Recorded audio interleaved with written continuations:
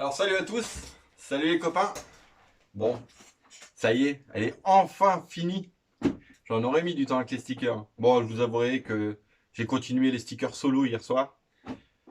J'ai passé au moins 2h30 de plus. Mais bon, je me suis dit, ça y est, les vidéos de stickers, faut que j'arrête.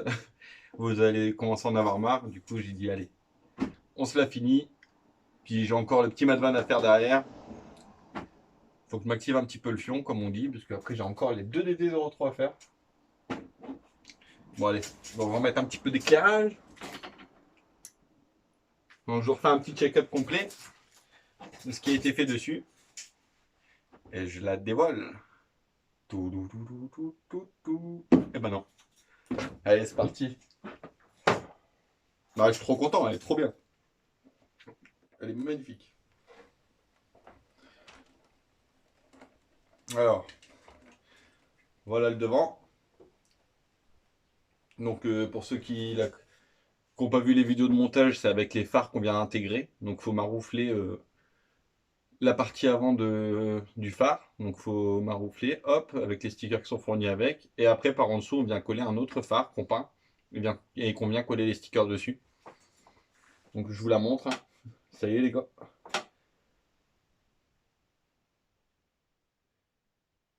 On va essayer de faire le support tournant. Donc il y a les rétros qui ont été mis aussi. Voilà. Le petit diffuseur arrière. J'ai fait en covering carbone. Pas évident non plus. Donc j'ai pris... c'est du covering carbone que j'avais acheté pour mes RC. Je l'avais trouvé sur un site chinois et j'avais pris celui-là parce qu'en fait les effets du carbone ils sont tout petits dessus. Du coup je me suis dit que par rapport à l'échelle ça ferait bien. Donc voilà, hein, j'ai collé tout ça. J'ai mis la petite plaque d'immatriculation aussi que vous n'avez pas encore vue. J'ai mis plaque, rétro, j'ai fini le sticker de côté. J'ai mis les petits autocollants du phare du diffuseur arrière. Et j'ai collé les petits stickers des échappements. Et j'ai refait des petites retouches de noir par-ci par-là. Hop. Alors, qu'est-ce qu'on a là-dessous? Alors, je vais vous montrer ça tout de suite. Bon, après, ce qu'il y a dessus, ça envoie un peu du steak hein, par rapport à la taille de la petite mémère. Hop. Alors. Donc dessus, on a un moteur 10 tours et demi, un Just Stock Hobby Wing, avec le petit Vario Quick Run 120 ampères. Ah, franchement, pour ça, ça suffit large. Et en plus, l'avantage de ce petit Vario là, c'est qu'il est tout petit, fort compact. Ça, c'est vraiment bien. Donc, je vais essayer de vous montrer ça de plus près.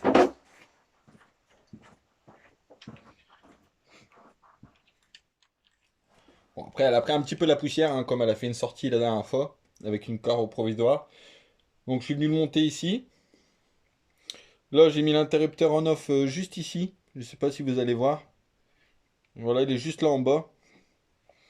Après, j'ai refait les soudures. J'ai rallongé les câbles. J'ai passé tous les câbles et tout ça de direction. Tout ce qui va au boîtier récepteur, je l'ai passé dans de la gaine thermo pour que ça soit propre et que ça se voie pas trop. Donc, je sais pas, j'essaie de tourner un peu pour que vous voyez. Voilà. Le récepteur, bien sûr, je l'ai mis là où il devait être, hein, là. La petite antenne. Et puis voilà, après c'est tout. Après, comme cerveau de direction, j'ai mis mes petits cerveaux de direction que j'utilise pour toutes mes petites 1 dixième comme ça. Ils sont pas très chers et franchement, ils font vraiment bien le travail. Pour l'instant, j'en suis vraiment pas déçu. C'est juste que quand vous les recevez, parce que c'est des lots, quand vous les recevez, il faut tous les checker. Parce qu'il y en a qui vont plus ou moins vite que certains. Donc, faut bien. La chose qu'il faut se méfier, c'est ça. Après, voilà quoi. Bon, ça c'est fait. Ça c'est fait. Bon, bah, on va la remballer. J'aurais bien fait un petit tour avec, mais je crois que j'ai plus de batterie de charger, les gars. Ah, puis je vais peut-être pas faire un tour avec la belle carreau à mon beau-père comme ça là, parce que je crois qu'il va fumer de la tête quand il va voir ça. Alors franchement, elle est vraiment trop belle. J'avoue que là, le vert, il est énorme. Et j'ai plein de couleurs comme ça, hein, que j'ai pas encore utilisées. J'hésitais à les tester en fait. En fait, la dernière fois, il est venu, il a vu le orange que je voulais mettre. Je lui ai dit, franchement, l'orange, il est vraiment pas beau. Il m'a dit, sérieux? Je lui ai dit, ouais. Du coup, je lui ai dit, choisis une couleur dans mon bac là-bas. Et bien sûr, il a trouvé le vert. Il m'a dit, ah bah, mets la verte, mets celui-là. Je dis, ah bah, si tu veux, en plus, je l'avais pas essayé. Du coup, bah, c'est ce que j'ai fait. Et, bah, franchement, le résultat, il est là, quoi. Po, po, po. Alors, je vais aller lui amener ça sûrement ce week-end. Donc là, elle va encore trôner un petit peu sur une étagère ou sur la table jusque ce week-end. Et puis ce week-end, voilà, elle sera chez lui, hein.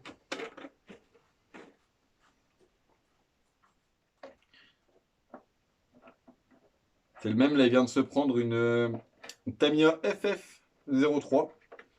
Je connais pas du tout le modèle. Donc on va voir ça ensemble. Il m'a proposé de faire le unboxing chez lui, comme je vais manger chez lui ce week-end.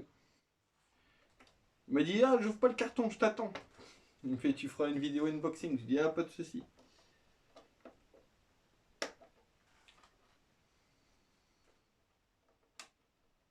Bon, à mon avis, je vais sûrement faire ça carreau. Après, je sais pas trop qu'est-ce que je vais faire parce que franchement, la Honda Civic, elle est vraiment pas jolie. Mais bon, après, ça veut rien dire, hein, parce que franchement, la petite Yaris, franchement, elle me tentait pas du tout. Mais quand je vois le résultat, franchement, franchement, je suis bluffé hein, par cette petite Yaris, hein. Elle est vraiment super, super belle. Regardez, je vais vous montrer tout beaucoup plus près. Comme je sais que vous êtes de très loin, là. Attendez. Ah, puis la carreau, elle brille trop, c'est chiant. Je vais essayer de me mettre là, ici, de ce côté-là.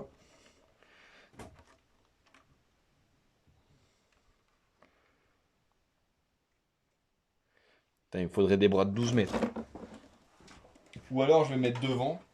Je vais essayer de pas trop me foirer.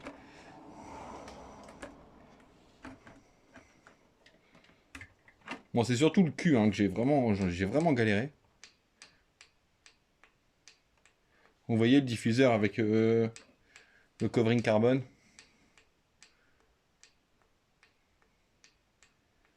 Voilà.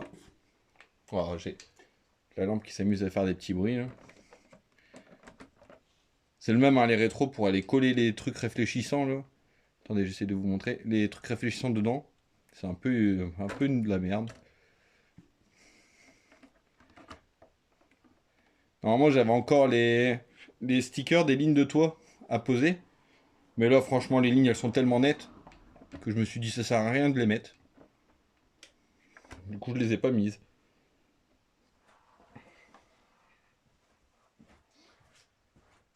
Sinon, que dire de ce châssis?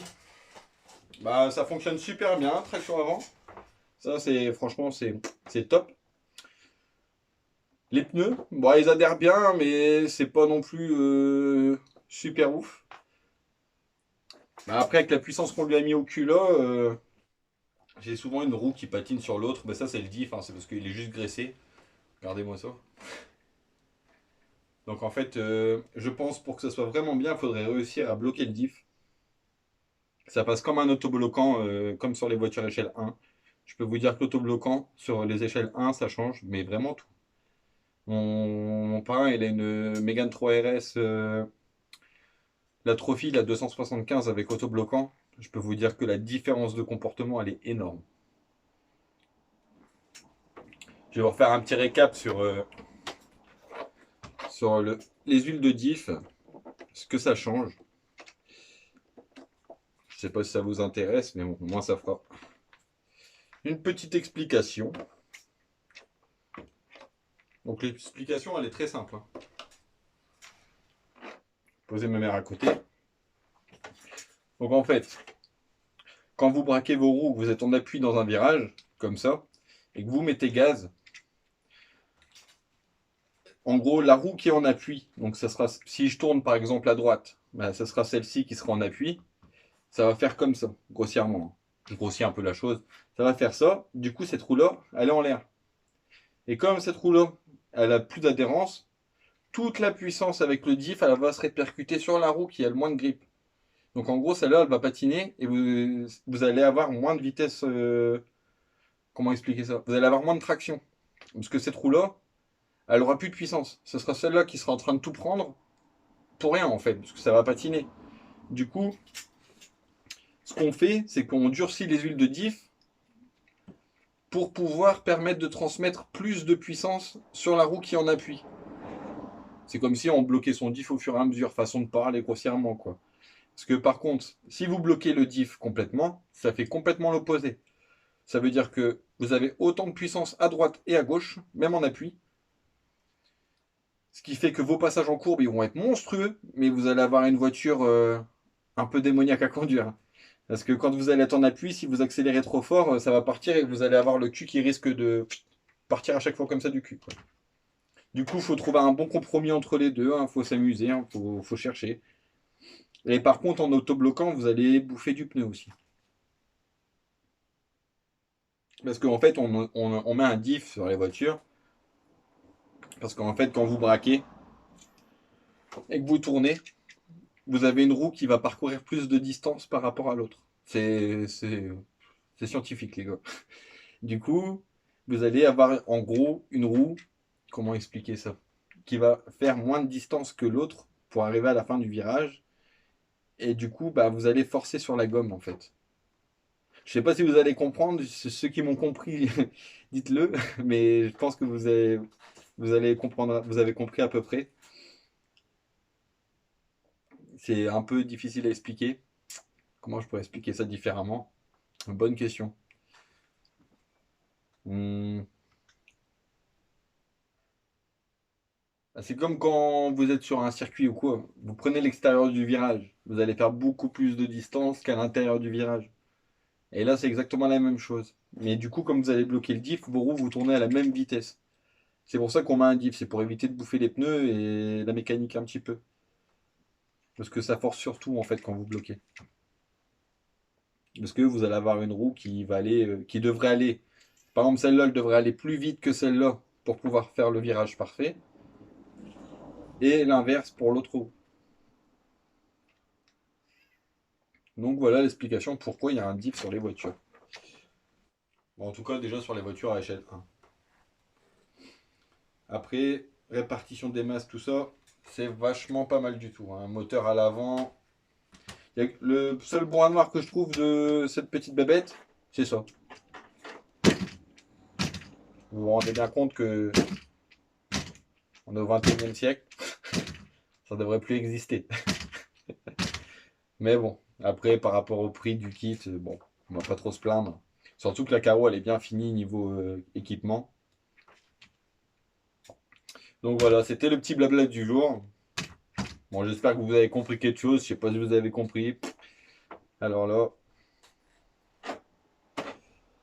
Donc voilà pour la petite explication. Donc en fait, ce qu'il faudrait faire, c'est réussir à durcir le diff, mais pas le bloquer. Ça, c'est ce qu'il faudrait faire. Je pense qu'avec la graisse bien dure qu'ils mettent avec la Tamiya TT02B, que je me trompe pas, et ben ça avait bien durci le diff quand même. Mais je pense que du coup, il faut en mettre assez souvent parce que ça doit. Je pense que ça doit pas tenir super longtemps sur les pignons. Après, à voir hein, pour les connaisseurs en graisse Tamiya, parce que moi je fais que de l'huile d'habitude, mais là ces diffs là ils sont vraiment pas étanches. Donc voilà pour le petit blabla, hein. Sinon ça fonctionne bien hein, déjà comme ça, hein. Après sur un parking lisse, vous n'allez pas avoir de problème avec. Mais si vous prenez un parking bosselé, ça va faire grossièrement. Donc voilà. Allez, sur ce, je vous dis à très bientôt.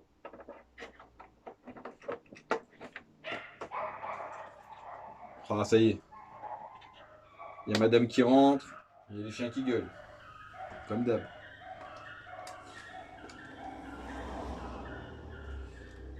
Vous voulez pas un chien? Un petit Jack Russell blanc, il a 11 ans. Non, je plaisante, je les garde. Donc voilà les amis, c'était la petite présentation de la M05 Fini, que je kiffe à mort. Elle est super belle. Plus tard, j'en prendrai peut-être une pour moi aussi. Bon, pas une Yaris, hein, parce que j'en ai fait une. Mais je verrai bien hein, quand je verrai une carreau qui me plaît et tout. Parce que franchement, le comportement de traction avant, j'ai vachement bien aimé. Après, j'ai encore la MST TCR là-bas, qui est en traction avant. Je vais peut-être bien me la faire quand même.